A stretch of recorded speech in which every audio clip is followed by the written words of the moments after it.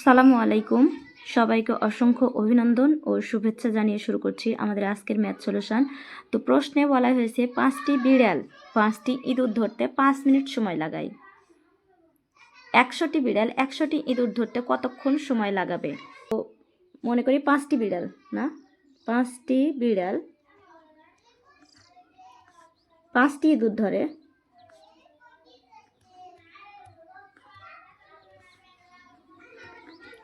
কয় মিনিটে? 5 মিনিটে। তো এখন আমরা বের করব যে 5টি বিড়াল একটি ইঁদুর ধরতে কতক্ষণ সময় নেবে। 5টি বিড়াল একটি ইঁদুর ধরতে সময় লাগে 5 মিনিট।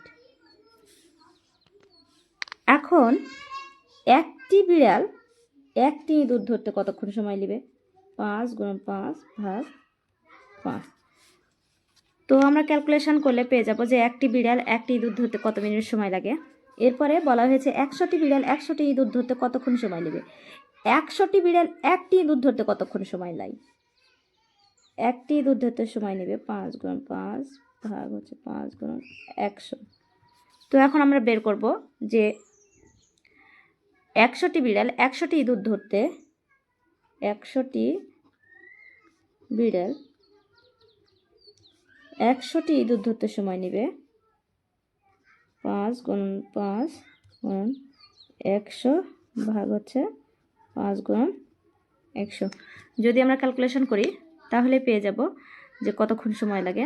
5 আর 5 এটাকে আমরা ভাঙালে পাই কাটা 5 100 সমান 5 মিনিট।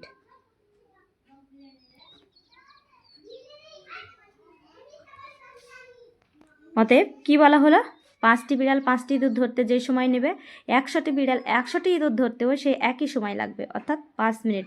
এই ছিল আমাদের আজকের ম্যাথ সলিউশন। এবারে প্রশ্ন বলা হয়েছে 3 ভাইয়ের বয়সের গড় 16 বছর এবং বাবা সহ তাদের বয়সের গড় 25 বছর। তাদের বাবার বয়স কত? 3 ভাইয়ের বয়সের গড় কত? 16, অর্থাৎ 3 ভাইয়ের মোট বয়স কত হবে?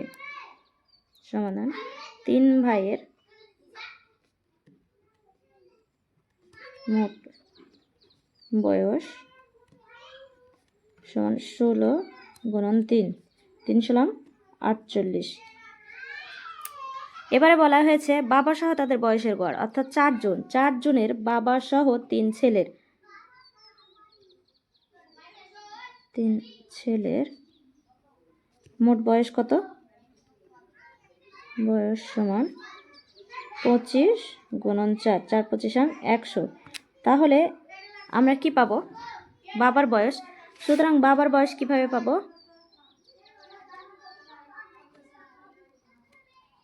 বাবার বয়স সমান 100 - 48, তাহলে পেলাম 52 বছর, অর্থাৎ বাবার বয়স হচ্ছে 52 বছর।